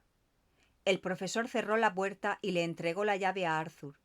Al exterior el aire era suave, el sol brillaba, los pájaros gorjeaban y parecía que toda la naturaleza había cambiado por completo. Había alegría, paz y tranquilidad por todas partes. Nos sentíamos todavía nosotros mismos y llenos de alegría, aunque no se trataba de un gozo intenso, sino más bien de algo suave y muy agradable. Antes de que nos pusiéramos en movimiento para alejarnos de aquel lugar, Van Helsing dijo: «Ahora, amigos míos, hemos concluido ya una etapa de nuestro trabajo, la más dura para nosotros, pero nos espera una tarea bastante más difícil: descubrir al autor de todos estos sufrimientos que hemos debido soportar y liquidarlo. Tengo indicios que podemos seguir, pero se trata de una tarea larga y difícil, llena de peligros y de dolor. ¿No van a ayudarme todos ustedes? Hemos aprendido a creer todos nosotros, ¿no es así?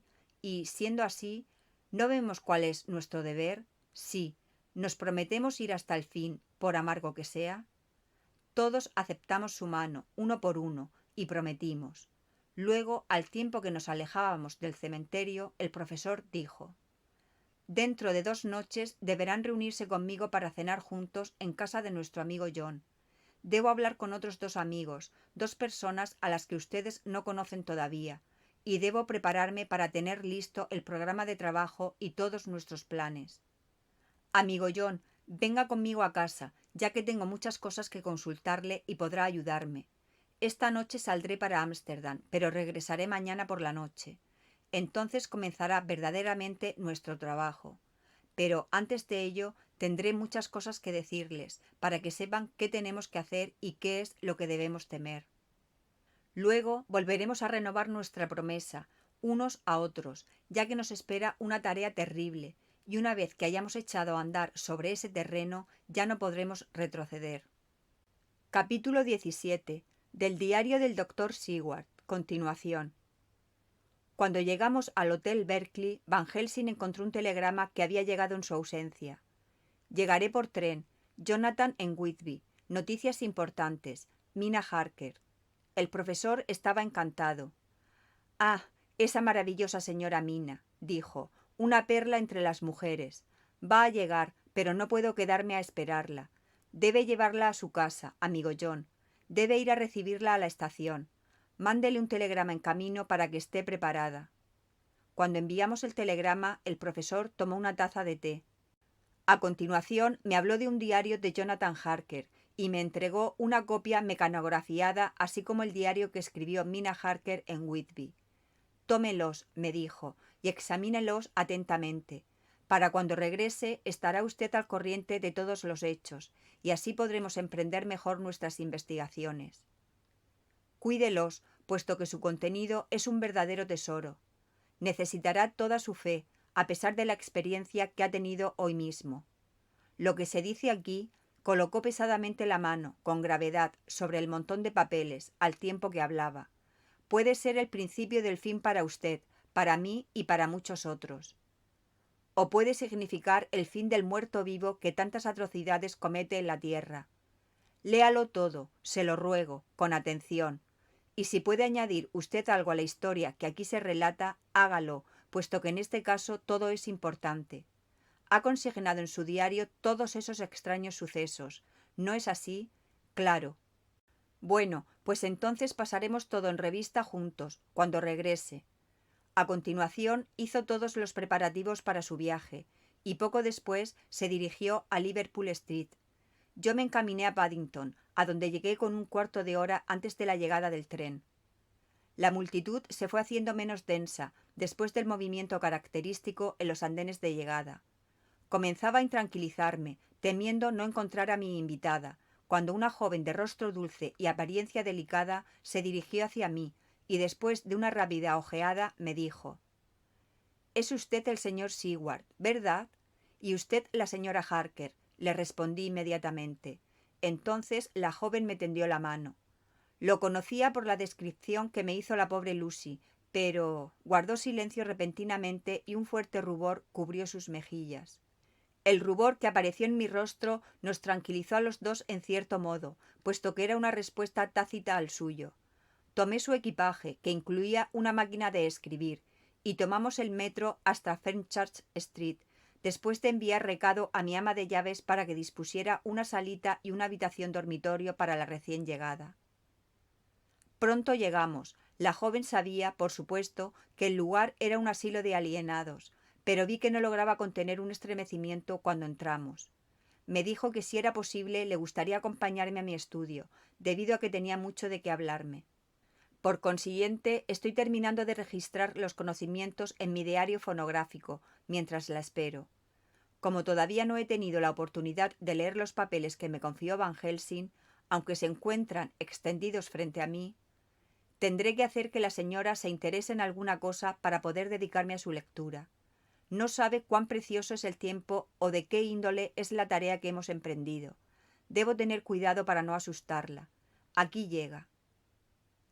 Del diario de Mina Harker, 29 de septiembre. Después de instalarme, descendí al estudio del doctor Seward. En la puerta me detuve un momento, porque creí oírlo hablar con alguien. No obstante, como me había rogado que no perdiera el tiempo, llamé a la puerta y entré al estudio una vez que me dio permiso para hacerlo. Me sorprendí mucho al constatar que no había nadie con él. Estaba absolutamente solo, y sobre la mesa, frente a él, se encontraba lo que supe inmediatamente por las descripciones, que se trataba de un fonógrafo. Nunca antes había visto uno, y me interesó mucho. «Espero no haberlo hecho esperar mucho», le dije, pero me detuve ante la puerta, ya que creí oírlo a usted hablando y supuse que habría alguna persona en su estudio. «Oh», replicó con una sonrisa, «solamente estaba registrando en mi diario los últimos acontecimientos». «¿Su diario?», le pregunté, muy sorprendida. «Sí», respondió, «lo registro en este aparato». Al tiempo que hablaba, colocó la mano sobre el fonógrafo. Me sentí muy excitada y exclamé: «Vaya, esto es todavía más rápido que la taquigrafía. ¿Me permite oír el aparato un poco?» «Naturalmente», replicó con amabilidad, y se puso en pie para preparar el artefacto de modo que hablara.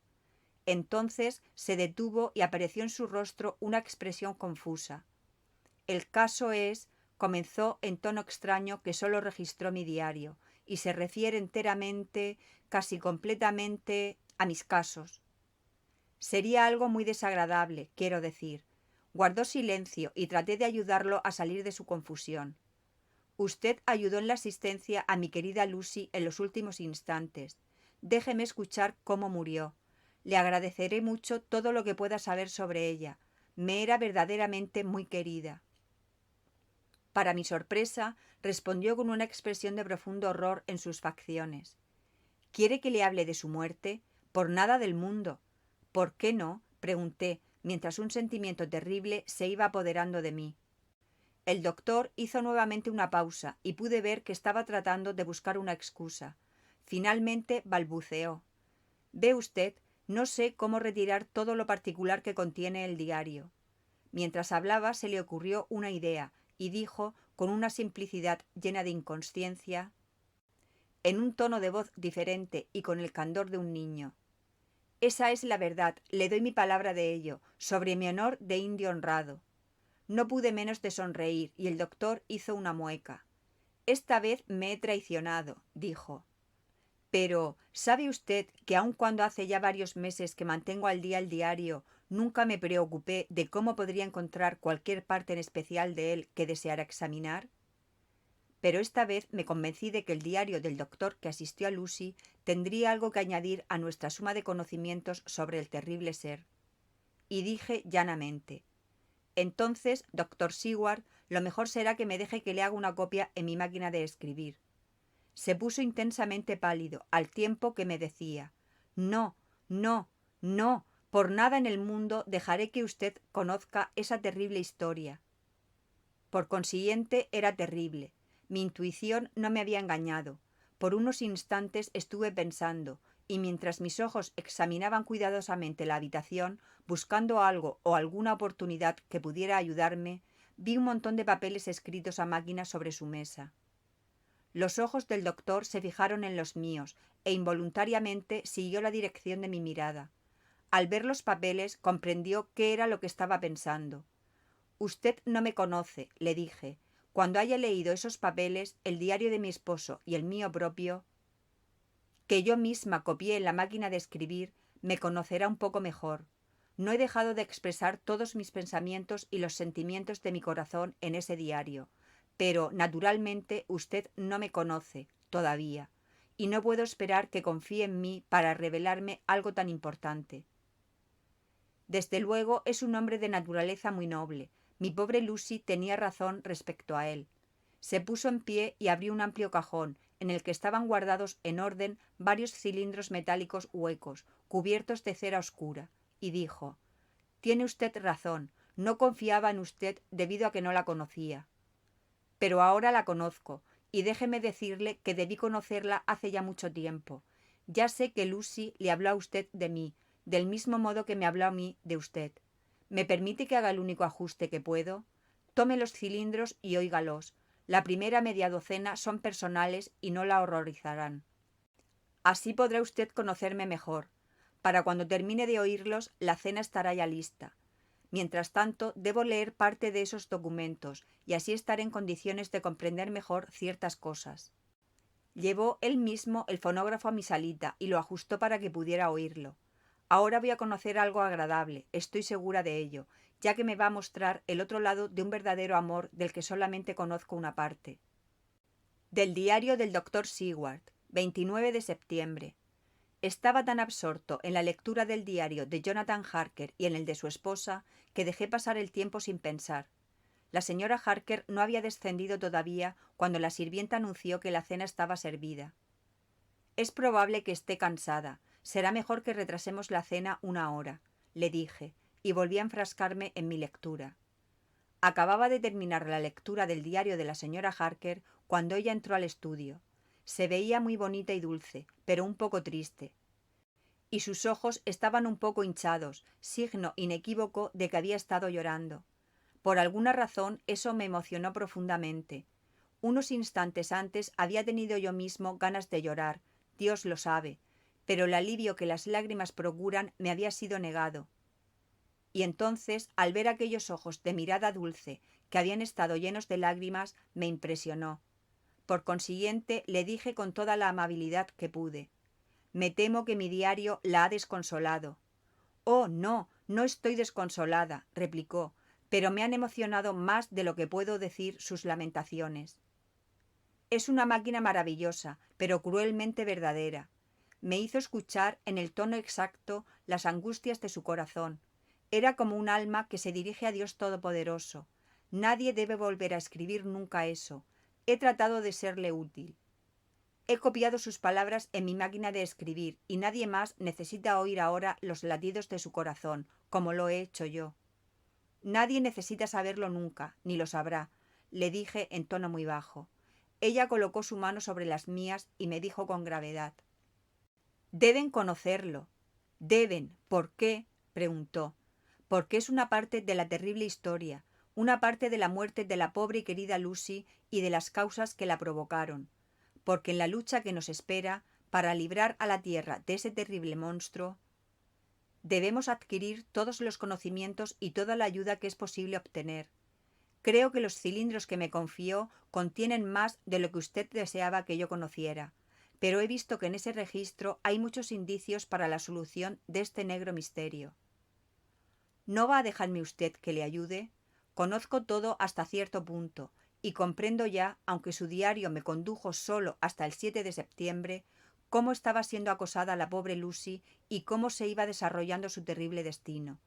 Jonathan y yo hemos estado trabajando día y noche desde que el profesor Van Helsing estuvo con nosotros.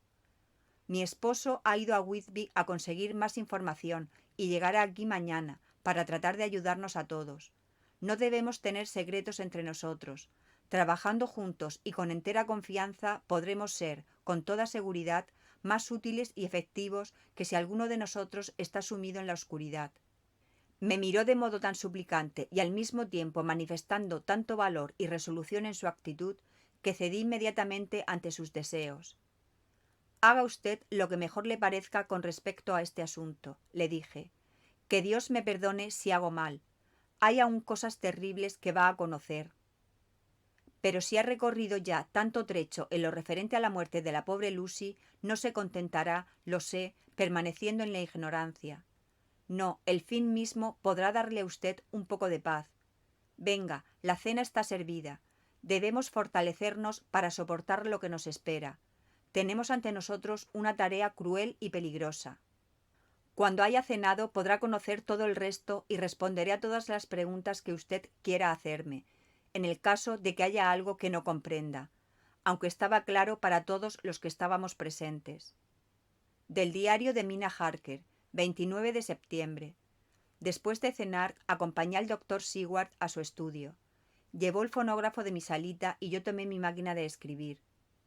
Hizo que me instalara en un asiento cómodo y colocó el fonógrafo de tal modo que pudiera manejarlo sin necesidad de levantarme, y me mostró cómo detenerlo en el caso de que deseara hacer una pausa.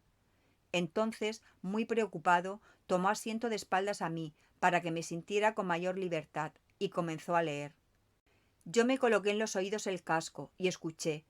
Cuando conocí la terrible historia de la muerte de Lucy y de todo lo que siguió, permanecí reclinada en mi asiento, como paralizada, absolutamente sin fuerzas. Afortunadamente no soy dada a desmayarme. En cuanto el doctor Seward me vio, se puso en pie de un salto, con expresión horrorizada. Y apresurándose a sacar de una alacena una botella, me dio una copita de brandy, que en unos minutos me devolvió las fuerzas. Mi cerebro era un verdadero caos, y solamente entre todos los horrores surgía un ligero rayo de luz al saber que mi pobre y querida Lucy estaba finalmente en paz. De no ser por eso, no creo haber podido tolerarlo sin hacer una escena. Era todo tan salvaje, misterioso y extraño que si no hubiera conocido la experiencia de Jonathan en Transilvania, no hubiera podido creerlo. En realidad no sabía qué creer y procuré salir del paso ocupándome de otra cosa. Le quité la cubierta a mi máquina de escribir y le dije al doctor Seward: «Déjeme que le escriba todo esto. Debemos estar preparados para cuando regrese el doctor Van Helsing. Le he enviado un telegrama a Jonathan para que venga aquí en cuanto llegue a Londres, procedente de Whitby. En este caso, las fechas son importantes, y creo que si preparamos todo el material y lo disponemos todo en orden cronológico, habremos adelantado mucho. Me ha dicho usted que Lord Godalming y el señor Morris van a venir también. Así podremos estar en condiciones de ponerlo al corriente de todo en cuanto llegue». El doctor, de acuerdo con lo dicho, hizo que el fonógrafo funcionara más lentamente y comencé a escribir a máquina desde el principio del 7º cilindro. Usaba papel carbón y saqué 3 copias, lo mismo que había hecho con todo el resto. Era ya tarde cuando concluí el trabajo, pero el doctor fue a cumplir con su deber en su ronda de visita a los pacientes. Cuando terminó, regresó y se sentó a mi lado, leyendo, para que no me sintiera demasiado sola mientras trabajaba. Qué bueno y comprensivo es. El mundo parece estar lleno de hombres buenos, aun cuando haya también monstruos. Antes de despedirme de él, recordé lo que Jonathan había escrito en su diario sobre la perturbación del profesor cuando leyó algo en un periódico de la tarde en la estación de Exeter. Así, al ver que el doctor Seward guardaba clasificados sus periódicos, me llevé a la habitación, después de pedirle permiso para ello, los álbumes de The Westminster Gazette y de Pall Mall Gazette. Recordaba lo mucho que nos habían ayudado los periódicos de Daily Graph y de Whitby Gazette, de los que había guardado recortes, para comprender los terribles sucesos de Whitby cuando llegó el conde Drácula. Por consiguiente, tengo el propósito de examinar cuidadosamente, desde entonces, los periódicos de la tarde, y quizá pueda así encontrar algún indicio. No tengo sueño, y el trabajo servirá para tranquilizarme. Del diario del doctor Seward, 30 de septiembre. El señor Harker llegó a las 9 en punto. Había recibido el telegrama de su esposa poco antes de ponerse en camino. Tiene una inteligencia poco común, si es posible juzgar eso por sus facciones, y está lleno de energía. Si su diario es verdadero y debe ser, a juzgar por las maravillosas experiencias que hemos tenido, es también un hombre enérgico y valiente. Su ida a la tumba por segunda vez era una obra maestra de valor.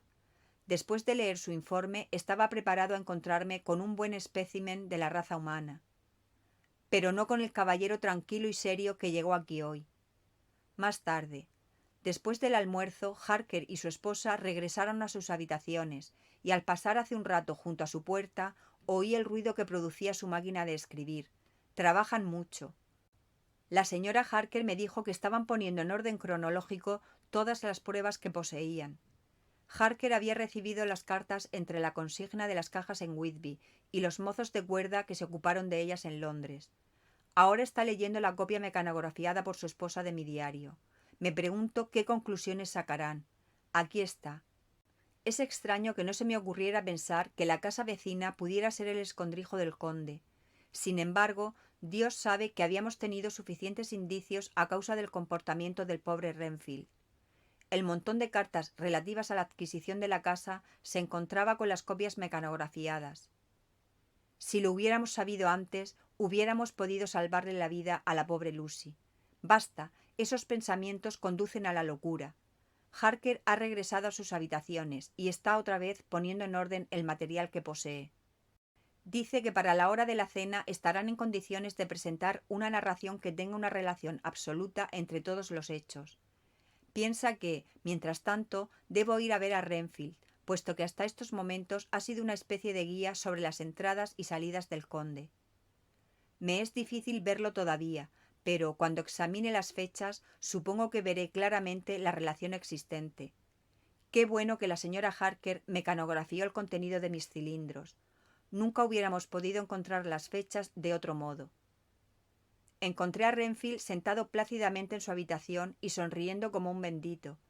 En ese momento parecía tan cuerdo como cualquier otra persona de las que conozco. Me senté a su lado y hablé con él de infinidad de temas, que él desarrolló de una manera absolutamente natural. Entonces, por su propia voluntad, me habló de regresar a su casa, un tema que nunca había tocado, que yo sepa, durante su estancia en el asilo. En efecto, me habló confiado de que podría ser dado de alta inmediatamente. Creo que de no haber conversado antes con Harker y haber leído las cartas y las fechas de sus ataques, me hubiera sentido dispuesto a firmar su salida al cabo de un corto tiempo de observación. Tal y como están las cosas, sospecho de todo. Todos esos ataques estaban ligados en cierto modo a la presencia del conde en las cercanías. ¿Qué significaba entonces aquella satisfacción absoluta? ¿Quiere decir que sus instintos están satisfechos a causa del convencimiento del triunfo final del vampiro? Es el mismo zoófago y en sus terribles furias, al exterior de la puerta de la capilla de la casa, habla siempre del amo. Todo esto parece ser una confirmación de nuestra idea. Sin embargo, al cabo de un momento lo dejé. Mi amigo estaba en esos instantes demasiado cuerdo para poder ponerlo a prueba seriamente con preguntas.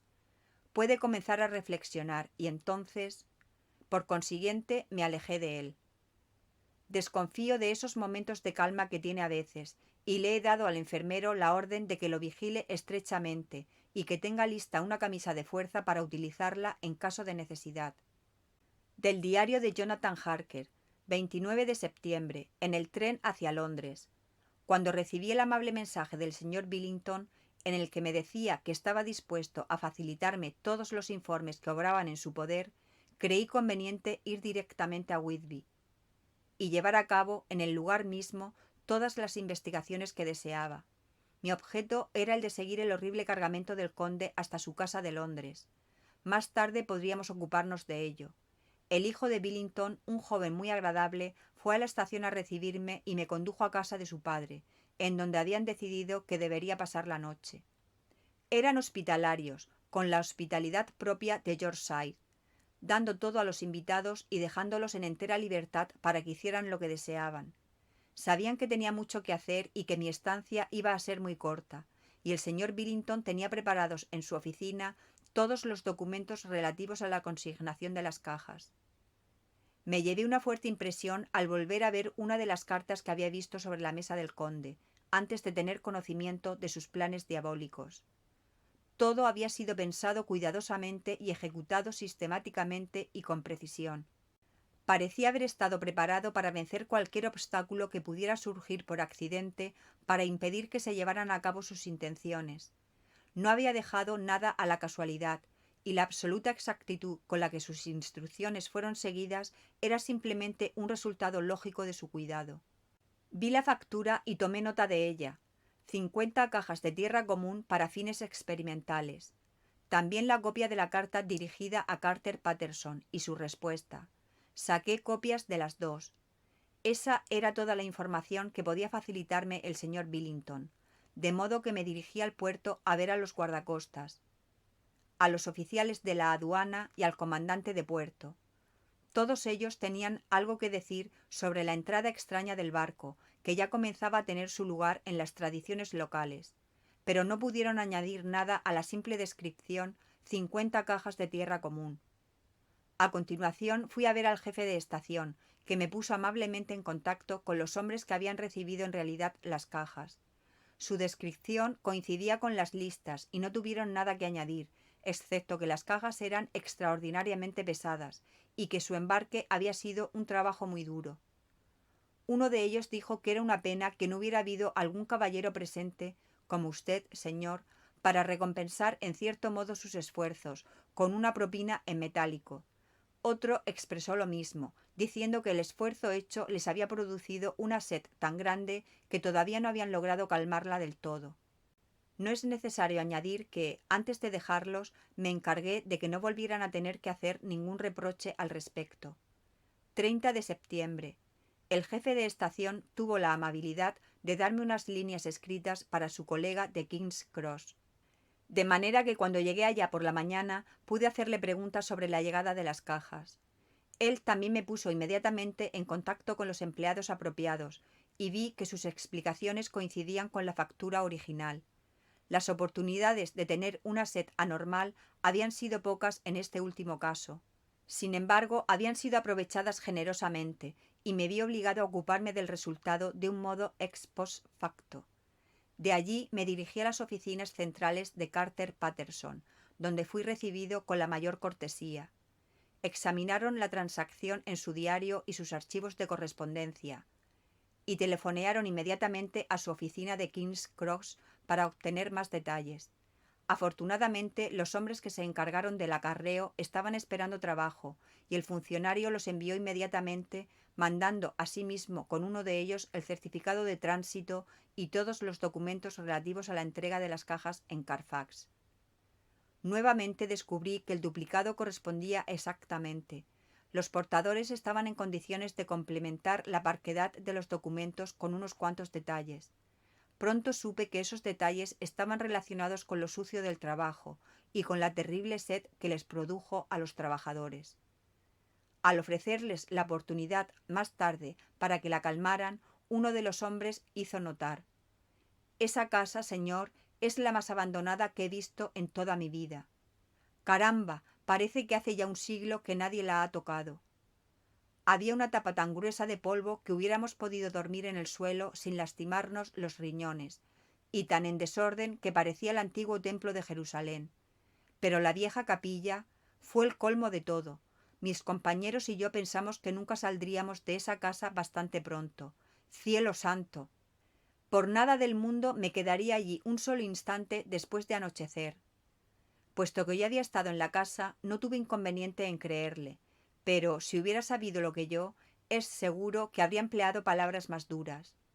Hay algo de lo que estoy satisfecho, sin embargo, que todas las cajas que llegaron a Whitby de Varna, en el Demetrio, estaban depositadas en la vieja capilla de Carfax.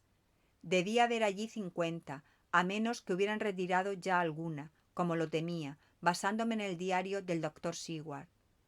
Tengo que tratar de entrevistarme con el portador que se llevaba las cajas de Carfax cuando Renfrew los atacó. Siguiendo esa pista es posible que lleguemos a saber muchas cosas importantes. Más tarde, Mina y yo hemos trabajado durante todo el día y hemos puesto en orden todos los papeles. Del diario de Mina Harker, 30 de septiembre. Estoy tan contenta que me es difícil contenerme. Supongo que se trata de la reacción natural después del horrible temor que tenía. De que ese terrible asunto y la reapertura de sus antiguas heridas podrían actuar en detrimento de Jonathan. Lo vi salir hacia Whitby con un rostro tan animado como era posible, pero me sentía enferma de aprensión. Sin embargo, el esfuerzo le había sentado bien.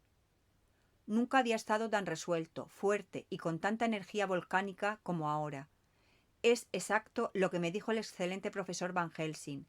Es verdaderamente resistente y mejora bajo tensiones que matarían a una persona de naturaleza más débil. Ha regresado lleno de vida, de esperanza y de determinación. Lo hemos ordenado todo para esta noche. Me siento muy emocionada. Supongo que es preciso tener lástima de alguien que es tan perseguido como el conde. Solamente que esa cosa no es humana, no es ni siquiera una bestia. Leer el relato del doctor Seward sobre la muerte de la pobre Lucy y todo lo que siguió es suficiente para ahogar todos los sentimientos de conmiseración. Más tarde, Lord Godalming y el señor Morris llegaron más temprano de lo que los esperábamos. El doctor Seward había salido a arreglar unos asuntos y se había hecho acompañar por Jonathan. Por consiguiente, tuve que recibirlos yo. Fue para mí algo muy desagradable, debido a que me recordó todas las esperanzas de la pobre Lucy, de hacía solamente unos meses.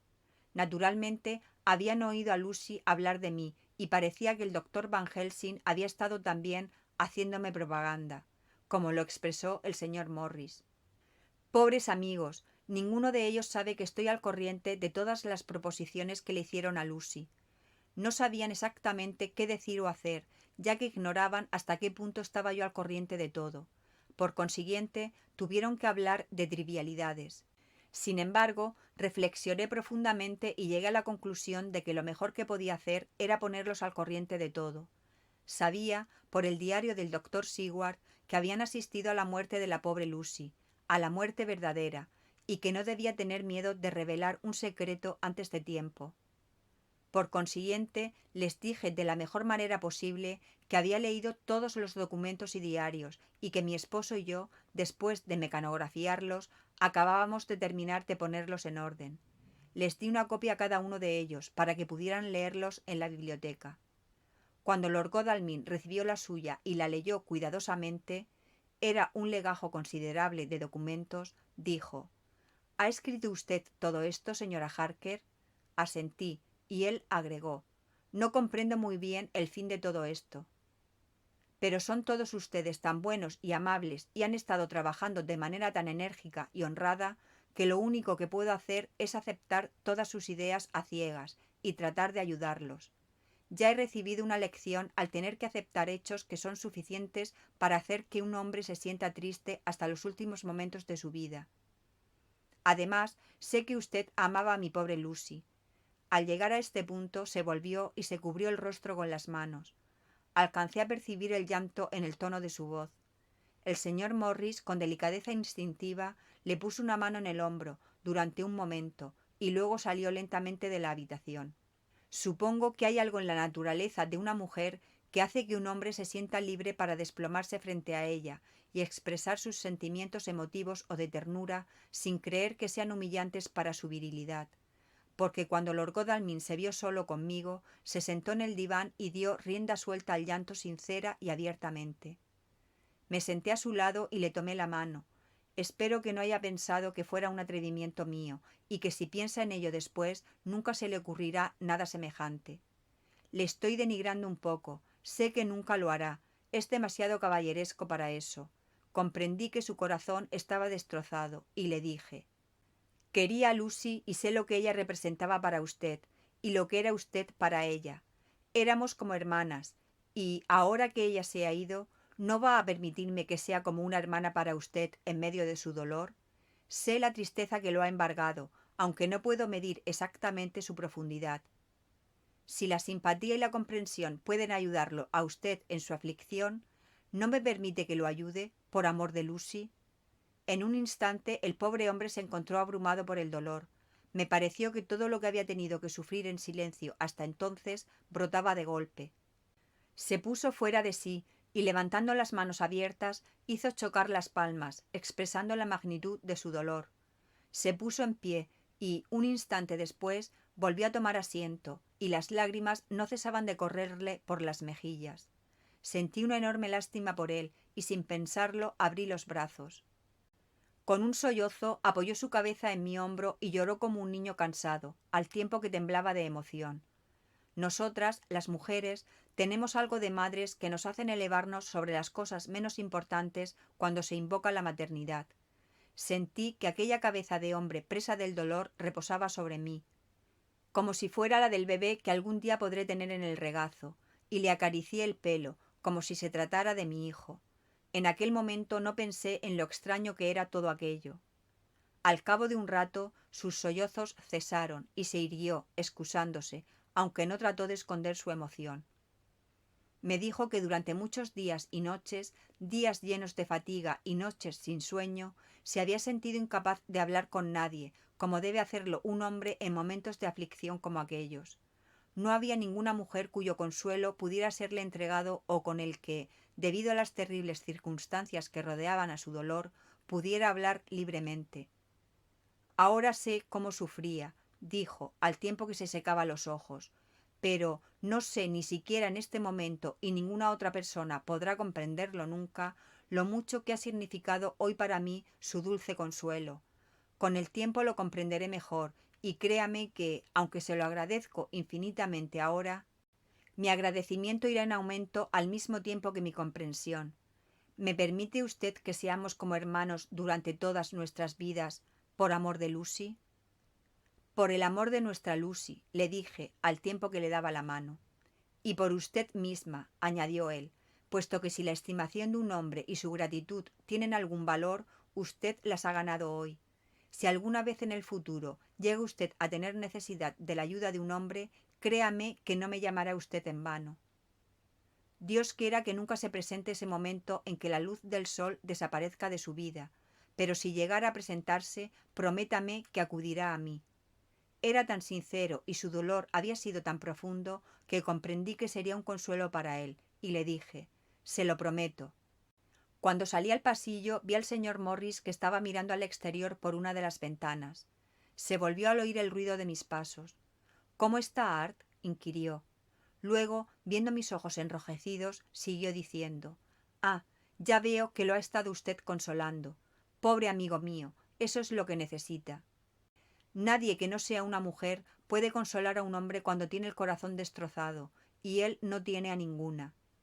Enterró su propio dolor con tanta entereza que mi corazón sangró por él. Vi que tenía el manuscrito en la mano y sabía que en cuanto lo leyera se daría cuenta de cuánto sabía. Por consiguiente, le dije: desearía poder consolar a todos los que sufren profundamente. ¿Quiere usted ser mi amigo y venir a mí si necesita consuelo? Más tarde comprenderá usted de qué le estoy hablando.